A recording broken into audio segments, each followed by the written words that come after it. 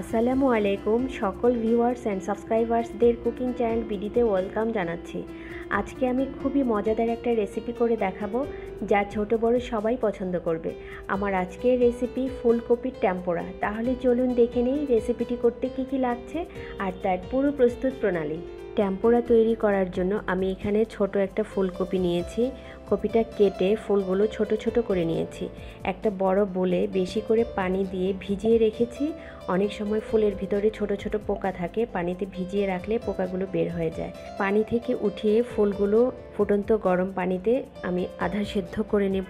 এখানে আছে ময়দা হাফ কাপ, কর্নফ্লাওয়ার 1/4 কাপ, গোলমরিচ গুঁড়া 1 চা চামচ। এখানে আমি কালো গোলমরিচটা নিয়েছি, কেউ চাইলে সাদাটাও নিতে পারেন। এখানে আছে স্বাদ মতো লবণ আর আছে হাফ চা চামচ চিনি, আছে 2টা ডিম, আর লাগবে বেটারটা তৈরি করার জন্য পানি। এখন আমি ফুলগুলো সিদ্ধ করে নেব। আমি চুলায় একটা প্যানে পর্যাপ্ত পরিমাণে পানি দিয়ে পানিটা ফুটতে দিয়েছি। আমি পানিটার সঙ্গে 1 চা চামচ লবণ দিয়ে দিয়েছি। এখন আমি ফুটন্ত পানিতে ফুলগুলো দিয়ে দিচ্ছি। খুব বেশি সিদ্ধ করব না, আধা সিদ্ধ করলেই হয়ে যাবে।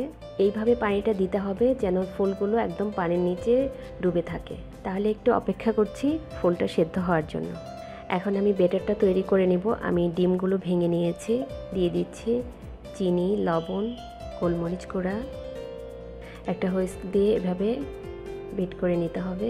এখন দিয়ে দিচ্ছি ময়দা আর কর্নফ্লাওয়ার। ভালো করে মিশিয়ে নিতে হবে।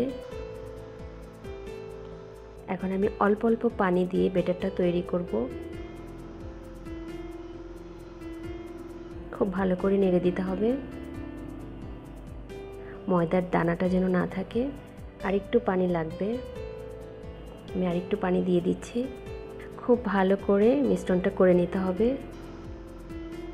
হয়ে গেছে, আমি একটা চামচ দিয়ে দেখিয়ে দিচ্ছি।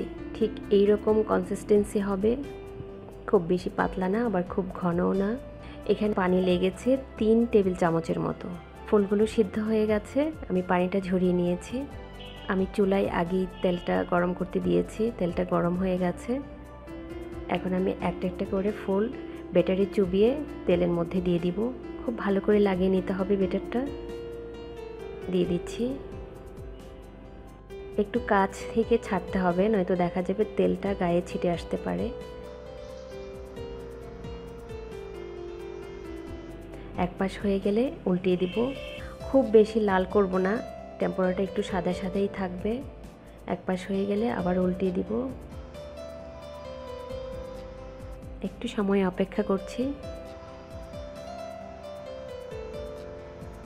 খেয়াল রাখতে হবে টেম্পোরাগুলো যেন লাল হয়ে না যায়। টেম্পোরাগুলো ভাজা হয়ে গেছে, এখন আমি নামিয়ে নিচ্ছি। ভালো করে তেলটা ঝরিয়ে একটা প্লেটে টিস্যুর উপর তুলে নিচ্ছি। তেলটা একটু ভালো করে ঝরিয়ে নিতে হবে।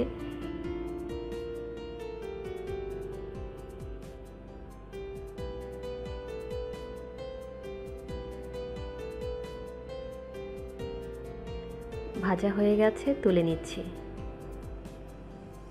এইভাবে আমি সবগুলো ফুল ভেজে নেব। এখন আমি সার্ভ করে দেব। তৈরি হয়ে গেল মজাদার ফুলকপির টেম্পোরা। আপনারা বাসায় তৈরি করে খাবেন, যে কোনো ধরনের সস বা চাটনির সাথে পরিবেশন করতে পারেন।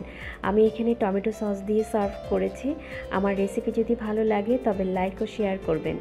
নিত্য নতুন আপডেট পেতে আমার চ্যানেলটি সাবস্ক্রাইব করবেন। আবারও কথা হবে নতুন কোনো রেসিপি নিয়ে। সেই পর্যন্ত সবাই ভালো থাকবেন। ভিডিওটি দেখার জন্য সকলকে ধন্যবাদ। আল্লাহ হাফেজ।